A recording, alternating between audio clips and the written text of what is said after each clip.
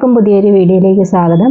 ഇന്ന് ഞാൻ ഷെയർ ചെയ്യുന്നത് ചപ്പാത്തി ഉണ്ടാക്കുമ്പോൾ നല്ല സോഫ്റ്റ് ആയിട്ടും ഇതുപോലെ പൊങ്ങി വരുന്നതിനും വേണ്ടിയിട്ട് ചപ്പാത്തിയുടെ മാവ് കുഴയ്ക്കുമ്പോൾ ചെയ്തെടുക്കാൻ പറ്റുന്ന ഒരു നല്ലൊരു സൂപ്പർ ടിപ്പാണ് കേട്ടോ ഷെയർ ചെയ്യുന്നത്. അപ്പോൾ എല്ലാവരും ഒന്ന് സ്കിപ്പ് ചെയ്യാതെ വീഡിയോ കാണാൻ വേണ്ടി ശ്രമിക്കണേ.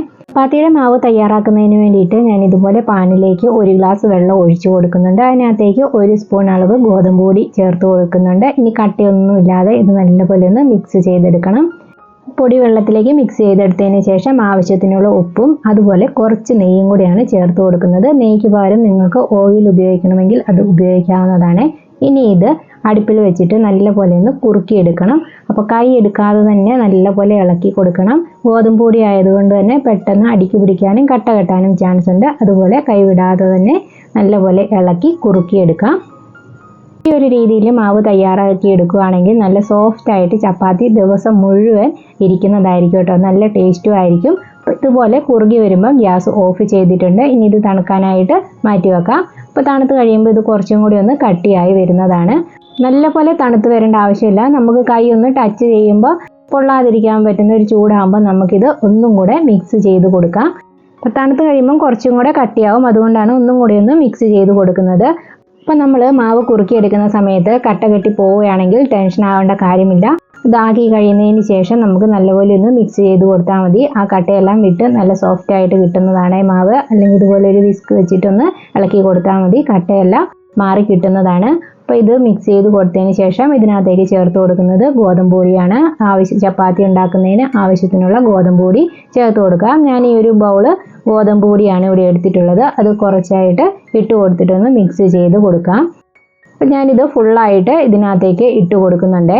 ഇട്ട് കൊടുത്തതിന് ശേഷം നമുക്കിത് നല്ലപോലെ മിക്സ് ചെയ്ത് കൊടുക്കാം. അപ്പോൾ നമുക്ക് എത്ര ചപ്പാത്തി എടുക്കണം അതിൻ്റെ അളവനുസരിച്ച് നമ്മൾ ആദ്യം തന്നെ മാവ് കുറുക്കിയെടുക്കുക.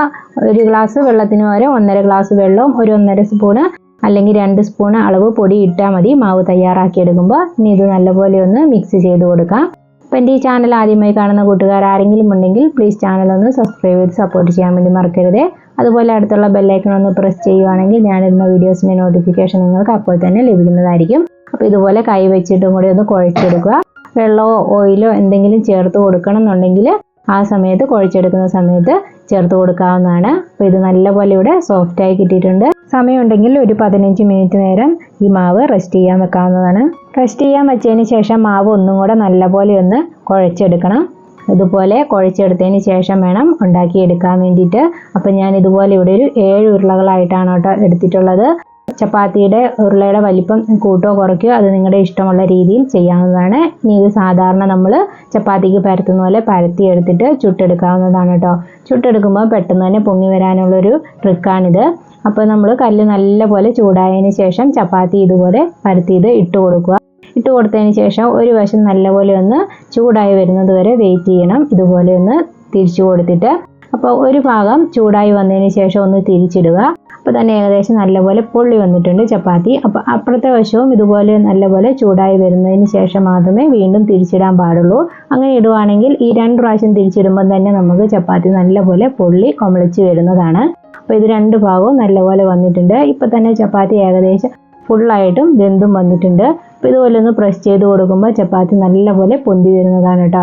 എത്ര ചപ്പാത്തി ഉണ്ടാക്കാൻ അറിയാൻ പാടില്ലാത്തവരാണെങ്കിലും ഈ രീതിയിൽ നിന്ന് ട്രൈ ചെയ്ത് നോക്കൂ. നല്ല അടിപൊളിയായിട്ട് നമുക്ക് ചപ്പാത്തി തയ്യാറാക്കി എടുക്കാൻ വേണ്ടി പറ്റുന്നതാണ്. ഇതുപോലെ പൊങ്ങി വന്നതിന് ശേഷം നമ്മൾ തിരിച്ചു മറിച്ചിട്ട് അധികം നേരം കുക്ക് ചെയ്തെടുക്കേണ്ട ആവശ്യമില്ല. അങ്ങനെ കുക്ക് ചെയ്തെടുക്കുമ്പോഴാണ് ചപ്പാത്തി ഹാർഡായി പോകുന്നത്. ഒരു മിനിമം സമയം മാത്രമേ ചപ്പാത്തി നമ്മൾ ചൂടാക്കി എടുക്കാൻ വേണ്ടി പാടുള്ളൂ. അങ്ങനെ ഇരുന്നാൽ മാത്രമേ ഫുൾ ഡേ നമുക്ക് സോഫ്റ്റ് ആയിട്ടും ഇരിക്കത്തുള്ളൂ. ഈ ഒരു കാര്യം നമ്മൾ ചപ്പാത്തി ചുട്ടെടുക്കുന്ന സമയത്ത് പ്രത്യേകം ശ്രദ്ധിക്കേണ്ടതാണ്. ഇനി ബാക്കിയിരിക്കുന്ന ചപ്പാത്തിയും ഇതുപോലെ തന്നെ പരത്തി ചുട്ടെടുക്കാം. ഇത് ഞാൻ ഒരു റെസിപ്പി കണ്ടിട്ടൊന്ന് ട്രൈ ചെയ്ത് നോക്കിയതാണ്. ജസ്റ്റ് ശരിയാവോ ഇല്ലയോ എന്നറിയാൻ വേണ്ടിയിട്ട്. പക്ഷേ ചെയ്ത് നോക്കിയപ്പോൾ നല്ല അടിപൊളി റിസൾട്ടാണ് കിട്ടിയിട്ടുള്ളത്. അപ്പോൾ ചെയ്ത് നോക്കാത്തവരുണ്ടെങ്കിൽ ധൈര്യപൂർവ്വം ചെയ്ത് നോക്കിക്കോളൂ. നല്ല അടിപൊളിയായിട്ട് ചപ്പാത്തി കിട്ടുന്നതാണ്. എത്ര സമയം കഴിഞ്ഞാലും നല്ല സോഫ്റ്റ് ആയിട്ടിരിക്കും. ഹാർഡായിട്ട് പോവുകയില്ല. ഇതുപോലെ തയ്യാറാക്കിയിട്ട് സ്കൂളിലോ ഓഫീസിലോ ഒക്കെ ധൈര്യപൂർവ്വം കൊണ്ടുപോകുന്നതാണ് കേട്ടോ ചപ്പാത്തി. ഒട്ടും തന്നെ ഹാർഡായി വരികയില്ല. അപ്പോൾ ഇന്നത്തെ ടിപ്സ് ഇത്രയേ ഉള്ളൂ. എല്ലാവർക്കും ഉപകാരപ്രദമായി തോന്നിയിട്ടുണ്ടെങ്കിൽ വീഡിയോയ്ക്ക് ലൈക്ക് തരാനും അതുപോലെ ഷെയർ ചെയ്ത് സപ്പോർട്ട് ചെയ്യാനും മറക്കരുത്. അടുത്ത നല്ലൊരു വീഡിയോയുമായി വരുന്നത് വരെ thanks for watching. Take care. By.